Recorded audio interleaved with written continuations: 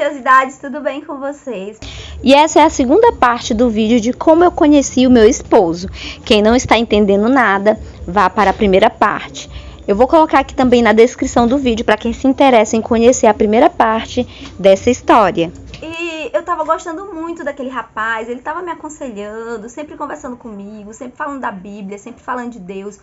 A conversa nossa só era relacionada a isso. E um certo dia, no início de 2009, né, na virada do ano, ele falou que queria falar algo comigo e que ele precisava falar muito comigo isso. E ele não sabia como falar. E eu perguntei pra ele o que ele queria falar e ele disse que não conseguia falar.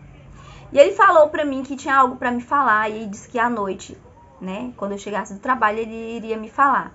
E quando eu cheguei do trabalho, que eu entrei na internet, que eu tava viciada, todo dia ficar conversando com ele me falou que tava gostando de mim e queria que eu fosse a namorada dele. Eu falei, mas como que eu moro longe? Aí eu falei que ia pensar. Gente, morrendo de amor já por ele, gostando dele, eu falei que ia pensar. Eu não lembrava mais da profecia do pastor que falava que meu esposo chegaria, daquele dia que ele estava me falando há poucos dias, e que esse rapaz que eu conheceria, eu casaria. Gente, eu esqueci totalmente dessa profecia. Não lembrava. E ele me pediu em namoro, e eu pedi um tempo para pensar, e eu pensei, depois desse tempo, eu decidi aceitar. E nós começamos um namoro virtual. E todo dia nós nos falávamos e todo dia a gente conversava e nós começamos a gostar muito um do outro. E a ponto de ele me pedir em casamento, né? Depois de alguns meses ele me pediu em casamento.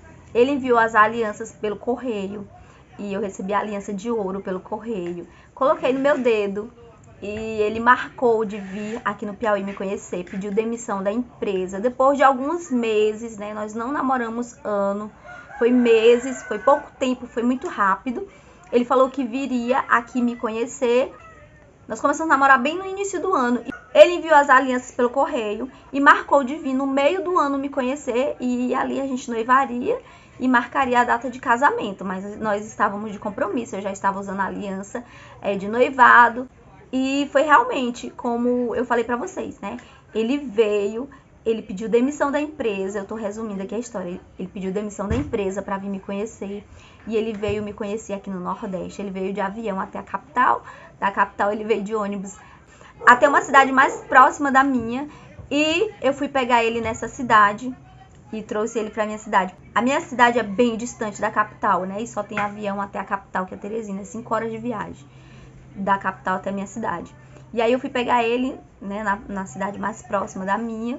E ele veio pra minha cidade, conheceu a minha mãe, pediu a minha mão em casamento pra minha mãe. Minha mãe disse que era uma loucura, minha mãe não acreditava. No início minha mãe achava fofinho aquela história, gostava, conversava com ele, sorria, tudo mais. Mamãe mandou até doce pra ele em São Paulo. Mas quando minha mãe viu que era real, que ele veio, minha mãe quase enlouqueceu. Minha mãe ficou desesperada, os pastores da minha igreja ficaram desesperados, ninguém queria que eu casasse com esse rapaz. E eu já tinha virado minha cabeça que eu ia casar com ele mesmo, e que eu estava decidida, e que eu já estava de aliança, e eu não ia voltar atrás. E eles vieram, conversaram comigo, estavam muito preocupados por ser um rapaz que eu não conhecia, né? Só conhecia pela rede social, mas eu estava decidida a casar com ele. Ele veio pra cá pra gente noivar, e a gente iria marcar a data de casamento pro final do ano. Mas como ele viu que meus pastores tinham sido contra o nosso casamento, estava todo mundo pressionando, e ele ficou meio assim, ele falou, olha, se você quiser casar comigo, a gente casa logo, e se você não quiser casar, você decide que eu vou embora e fica tudo bem. Então, gente, eu estava sendo pressionada pelos pastores da minha igreja, né? Porque eles não queriam que eu casasse com uma pessoa pentecostal, né? Que eu era de uma igreja tradicional, e eles não aceitavam que eu casasse com uma pessoa pentecostal e que ainda fosse de outro estado e só virtualmente. E foi bem difícil mesmo esse processo, eu fiquei com a cabeça a mil. E eu decidi casar, gente. E foi muito interessante esse processo, porque a gente resolveu ir no fórum. Ele tinha chegado de viagem na mesma semana. A gente foi no fórum já para colocar os nomes, né, pra gente se casar. E quando ele chegou no fórum, ficou faltando um papel muito importante, porque uma pessoa de outro estado precisava de um papel lá do fórum da cidade dele. Só quem pegava esse papel era a própria pessoa, não sei dizer que papel é esse. E o fórum da minha cidade estava exigindo esse papel. E o meu noivo, né, ligou pra mãe dele pedindo esse papel. E nós não sabíamos que só quem podia pegar esse papel era a própria pessoa. E, gente, eu fiz uma oração a Deus assim, eu falei, Deus, se não for pra me casar com esse homem, que esse papel não chegue. E vocês acreditam que meu esposo pediu esse papel num dia, no outro dia esse papel tava aqui? Eu não sei como. Eu não sei como esse papel veio de São Paulo pra cá em tão pouco tempo. No outro dia, gente, o papel tava aqui, do nada. E a mãe dele conseguiu pegar. Quando ele chegou no fórum, a moça do fórum falou assim, nossa, esse papel veio muito rápido, você foi pegar em São Paulo, não deu tempo. Só quem pega esse papel é a própria pessoa e nananã. Ele falou, não, minha mãe pegou. E ela ficou impressionada, mas esse papel, outra pessoa não pega, só a própria pessoa que pega. Como foi que aconteceu isso? E o meu esposo, não sei, mas ela pegou.